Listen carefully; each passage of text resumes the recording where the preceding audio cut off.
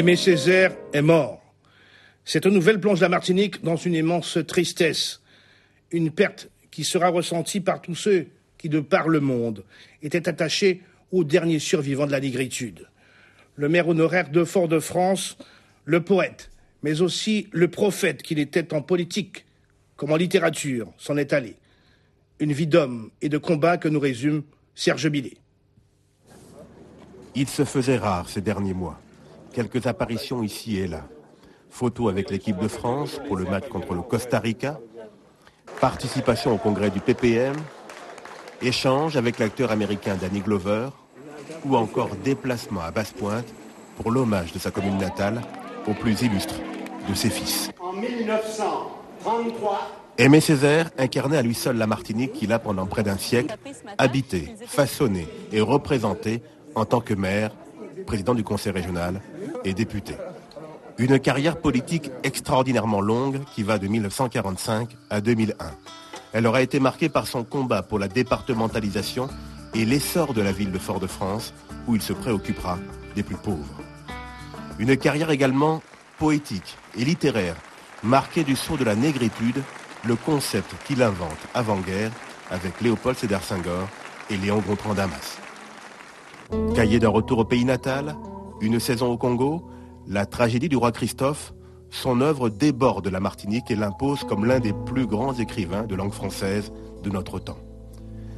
Aimé Césaire aura marqué de son empreinte non seulement le destin de son île, mais aussi le destin de l'homme noir, auquel, après des siècles d'oppression et d'humiliation, il a redonné sa dignité et réappris à regarder le monde en face. Aimé Césaire, c'était l'orfèvre des mots et de la grammaire. Dans son parcours, il y a l'étape du lycée Schellcher, durant la Seconde Guerre mondiale. Un lycée qu'il a marqué de son empreinte avec sa manière originale d'enseigner et des connaissances hors du commun. Écoutez donc les témoignages de ses élèves de l'époque.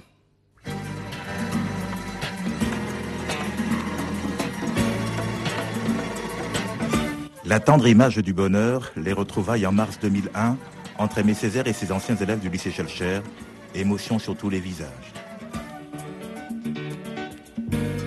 J'ai gardé un souvenir véritablement exceptionnel de l'année que j'ai passée à suivre les cours d'Aimé Césaire. Et moi aussi également. D'ailleurs, je peux dire que la première personne à qui j'ai présenté mon fiancé après nos fiançailles, ça a été Césaire.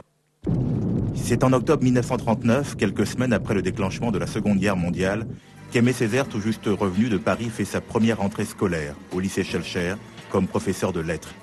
Il a 26 ans et se distingue dès les premiers jours par sa façon d'abord de s'habiller avec son costume vert et sa cravate rouge. Ses élèves l'avaient surnommé Lézard vert. On l'appelait le Lézard vert. Ça m'avait frappé. Et puis comme après j'ai vu que les couleurs du parti étaient du vert et du rouge, j'ai pensé que déjà il y avait une manière de se définir encore. Aimé Césaire se distingue aussi par ses cours et sa façon d'enseigner. Alors que la Martinique, plongée dans les rigueurs de la guerre, est triste et inquiète, le professeur de lettres, brillant et séduisant, enchante ses élèves et leur fait oublier les affres du quotidien. C'était le plaisir intellectuel à l'état pur, presque comme une émotion esthétique. Un plaisir très très vif et très pur. Presque une transcendance, si vous voulez. C'est l'époque où Aimé Césaire lance sa revue culturelle Tropique. Où que nous regardions, l'ombre gagne. L'un après l'autre, les foyers s'éteignent. Le cercle d'ombre se resserre parmi des cris d'hommes et des hurlements de fauves. Pourtant, nous sommes de ceux qui disent non à l'ombre. Nous savons que le salut du monde dépend de nous aussi. L'ombre gagne. Ah, tout l'espoir n'est pas de trop pour regarder le siècle en face. C'est l'époque aussi où il se lie d'amitié avec André Breton, lequel, subjugué, le fera connaître dans le monde entier. Breton avait déjeuné un soir chez une de mes tantes, et puis donc à ce dîner, il avait publiquement dit son admiration pour Césaire.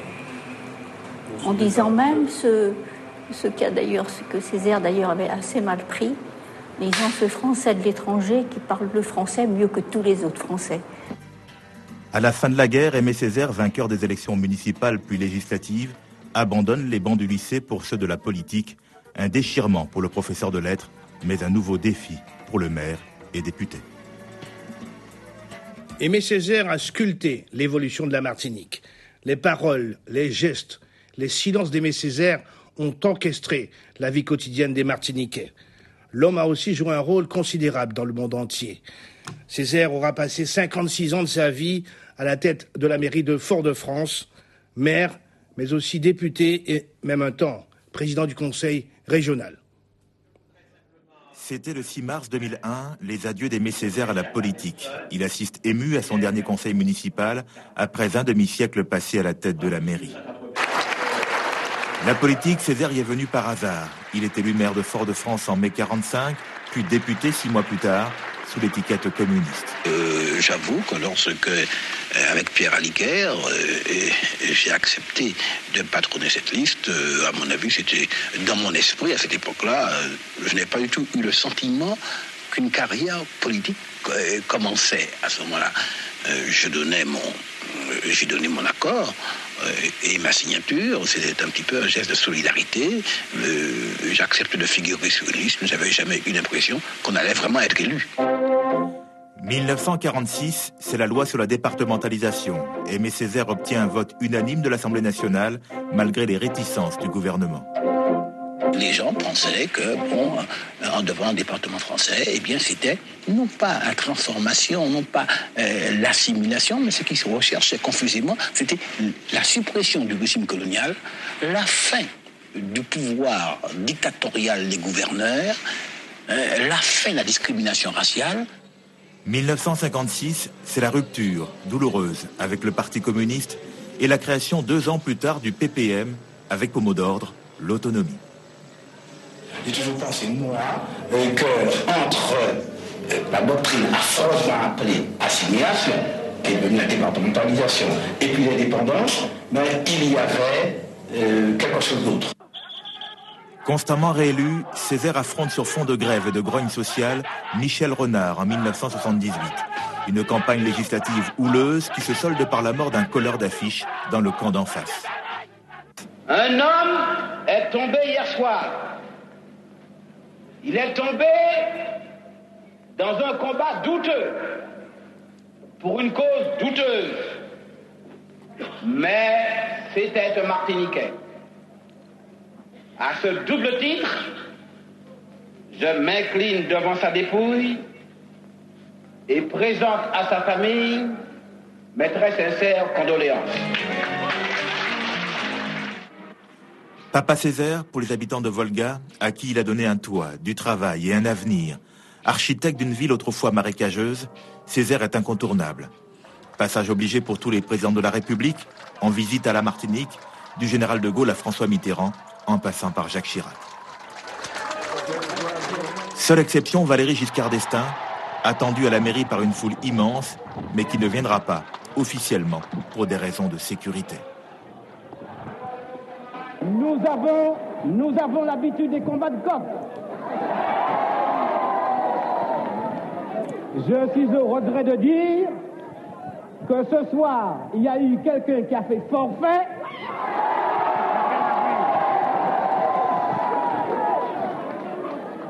Et celui-là, ça n'a pas été le coq martiniquais.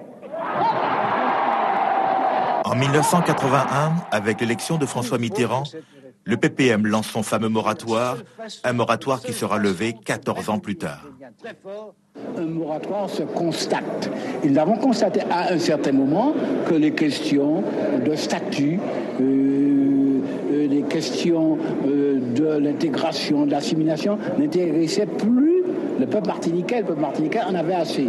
Bon, nous en avons pris acte. Mais nous constatons aujourd'hui que ces questions trouvent un regain d'actualité. Césaire est sur tous les fronts, y compris à la région, qu'il préside pendant quelques années avant de céder son fauteuil pour cause de cumul des mandats à Camille Darcière. Le même Darcière qu'il réquisitionnera en 1993 pour reprendre son poste de député. Il n'a pas le choix, on a réquisitionné. En mars 2001, Césaire passe le ceinturon municipal à Serge Letchimy et se sépare de son dernier mandat électif après 56 ans de bons et loyaux services. Mais même retiré de la vie publique, il continuera à se passionner pour le devenir politique de la Martinique, en s'impliquant notamment pour le oui lors de la consultation référendaire du 7 décembre 2003. Depuis 30 ans, je leur dis ça, hein? On a ri, on s'est moqué de moi, on m'en veut. Et puis maintenant, ils découvrent ça. Allez lire Césaire, il y a 30 ans ou 40 ans, hein, vous voyez ce qu'il disait sur l'Assemblée unique. Eh bien, simplement, j'ai eu un grand tort de ma vie. J'ai eu tort d'avoir eu raison avant les autres, avant tous les autres. Hein? Voilà. Un brin visionnaire, un parcours politique hors du commun à la mesure même de l'homme, Aimé Césaire aura marqué à jamais le passé, le présent et l'avenir de la Martinique. Platon, ce philosophe grec, disait que le poète avait des ailes et qu'il était sacré. C'était sans aucun doute le cas d'Aimé Césaire, auteur de textes surréalistes, mais aussi de pièces de théâtre et de recueils littéraires. Césaire a commencé par le cahier du retour au pays natal. Dans sa Martinique, il a retrouvé, il le dit lui-même, le secret de grandes combustions et de grandes communications.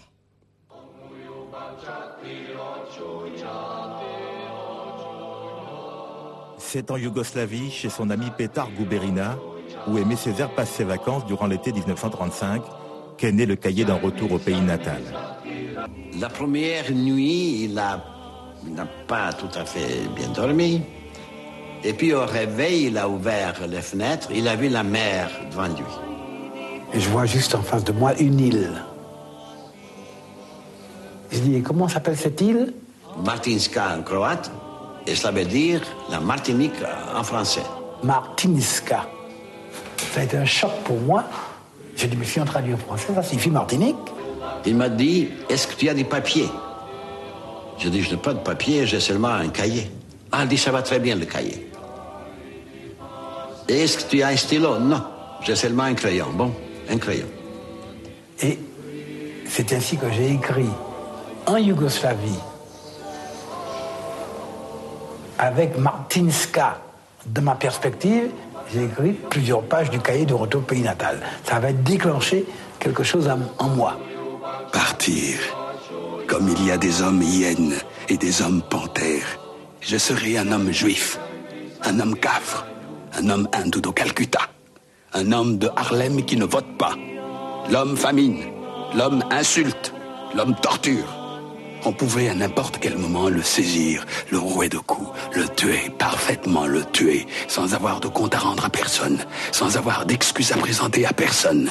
Un homme juif, un homme pogrom, un chiot, un mendigo. Le cahier de retour au pays natal est un petit peu le poème ou l'odyssée d'une prise de conscience.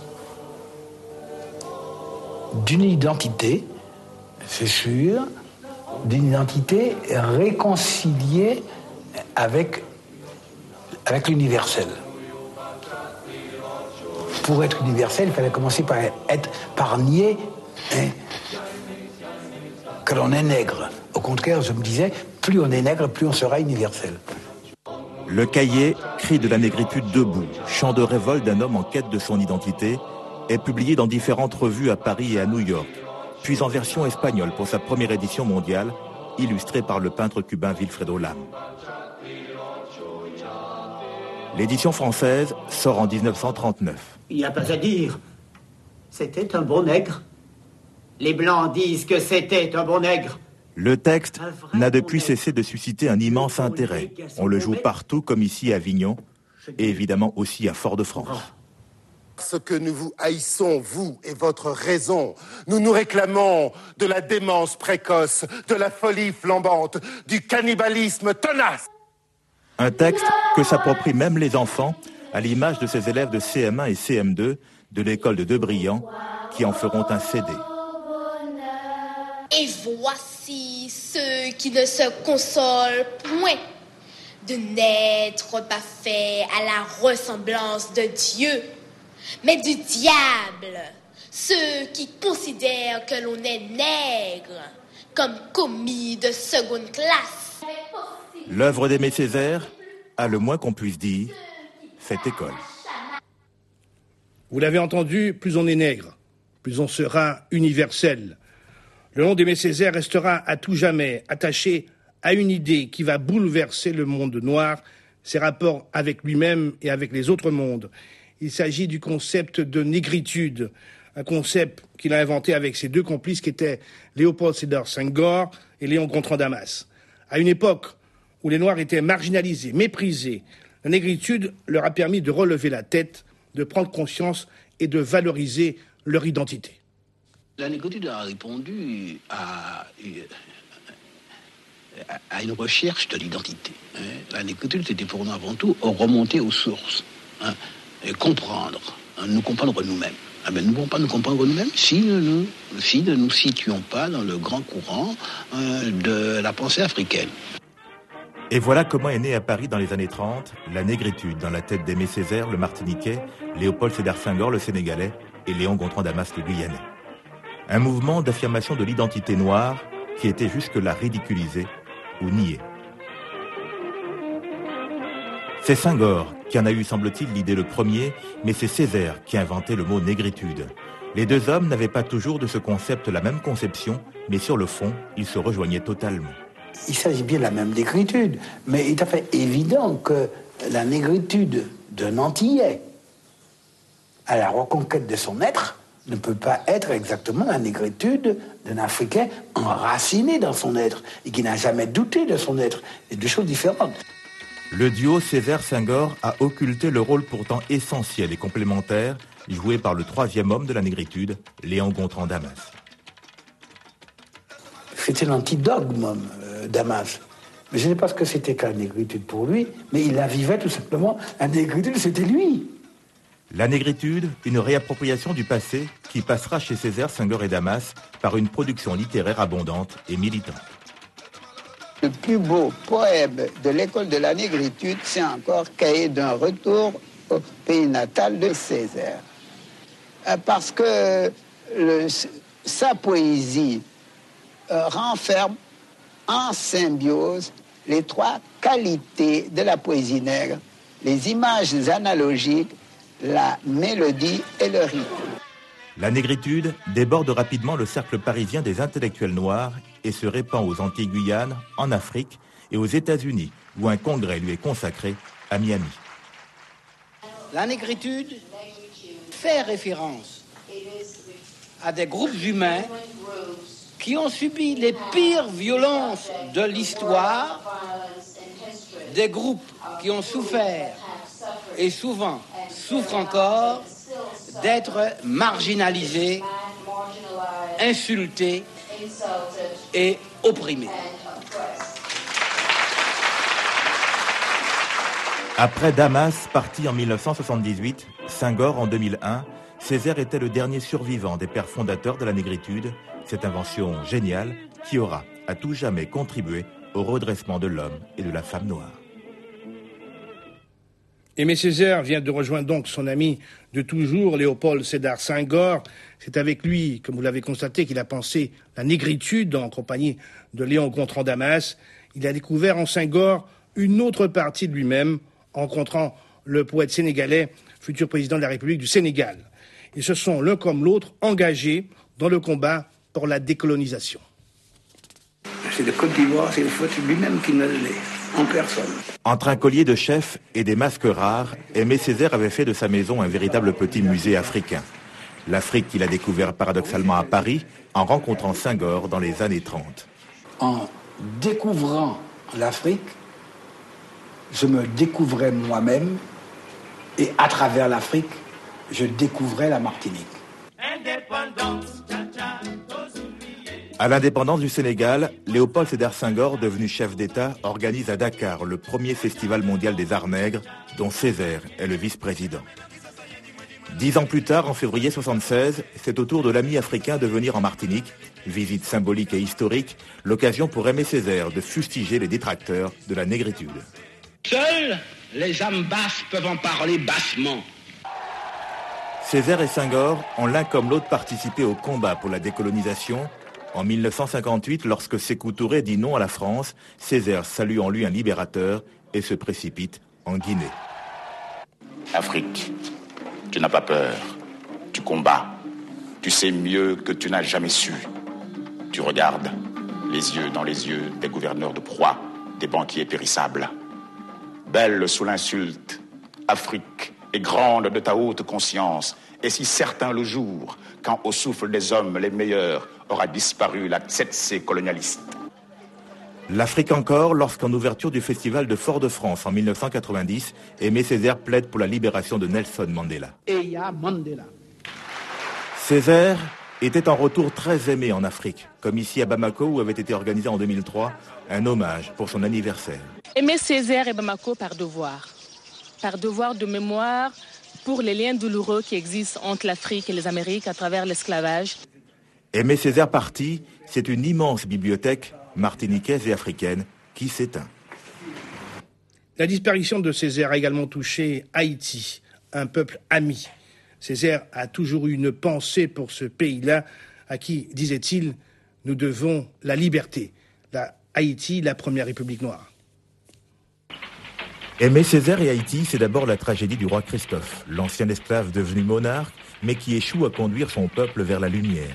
Une pièce prophétique, écrite au moment même où les anciennes colonies d'Afrique accèdent à l'indépendance. Tenez, écoutez.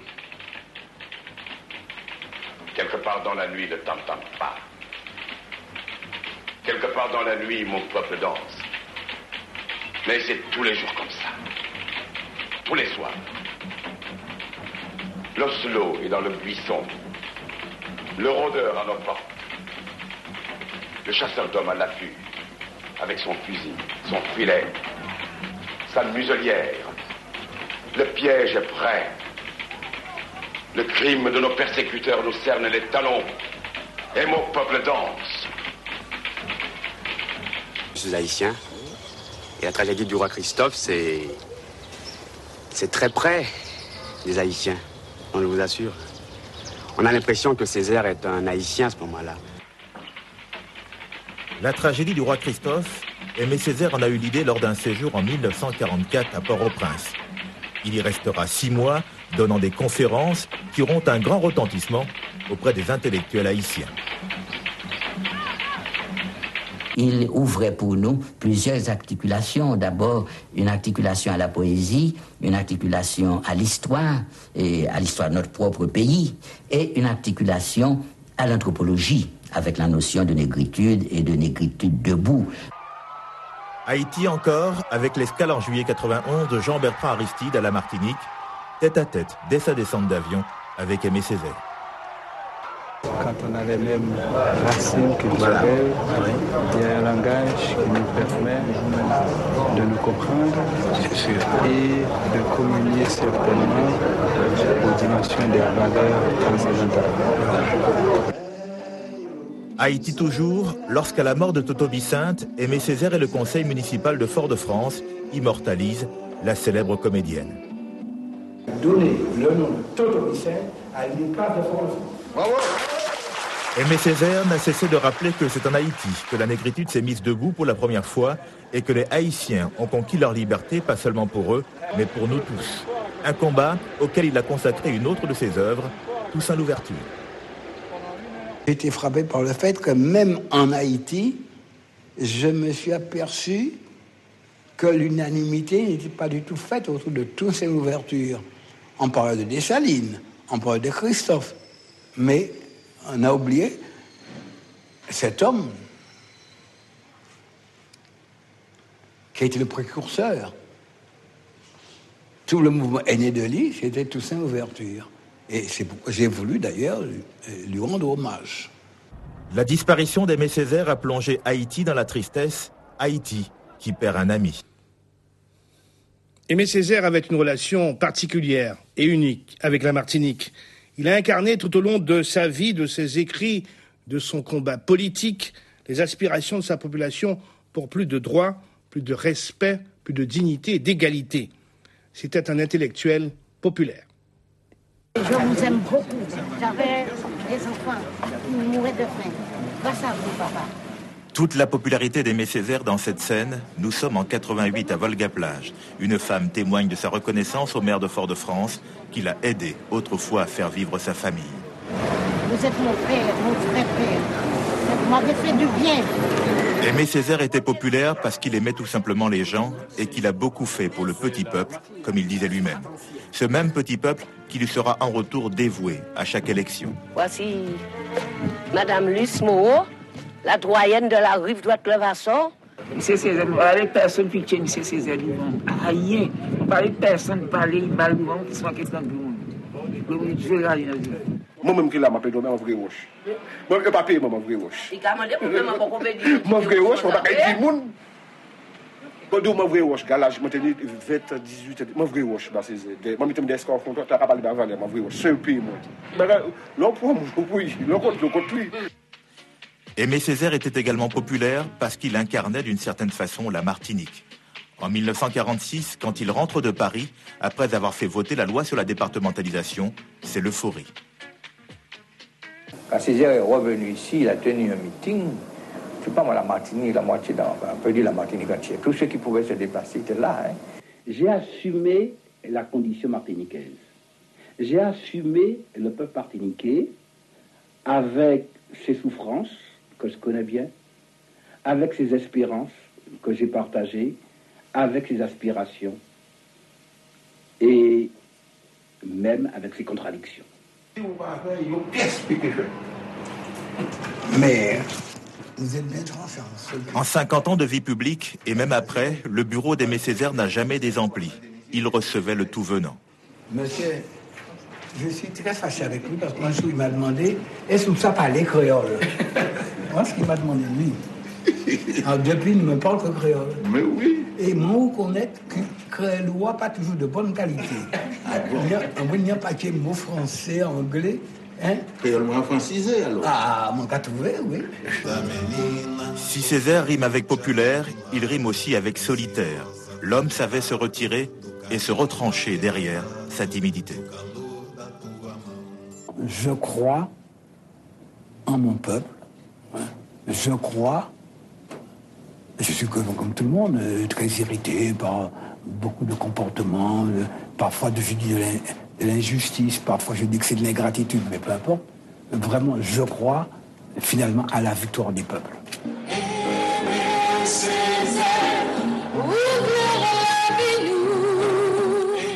Aimé Césaire fuyait les honneurs, mais ne pouvait y échapper. C'était le prix à payer pour cet intellectuel qui cumulait deux qualités qui vont rarement ensemble, être brillant et populaire. Nous terminons cette émission en feuilletant l'album de famille. Nous avons retrouvé dans nos archives le témoignage de la mère d'Aimé Césaire. Ce témoignage révèle un élève studieux sur les bancs de l'école de sa commune de Basse-Pointe. Témoignage également de ses enfants qui parlent du travail de leur père et des épreuves endurées par la famille, par exemple la mort du frère d'Aimé Césaire dans un attentat palestinien. Une maison aujourd'hui en ruine. C'est ici, sur cette habitation de Basse-Pointe, qu'est né Aimé Césaire le 26 juin 1913. Son père était percepteur aux impôts et sa mère couturière. Il était assez brigand, mais il aimait ses livres. Mais quand il avait sa leçon à apprendre, il ne fallait pas la déranger. Études primaires à Basse-Pointe, secondaire à Fort-de-France et supérieure à Paris, avant le retour au pays natal en 1939, en compagnie de sa femme, Suzanne, agrégée de lettres, brillante et discrète. Elle était de tous ces combats, à commencer par cette grande aventure de résistance intellectuelle qu'a été le magazine Tropique, sous l'amiral Robert. Aimé Césaire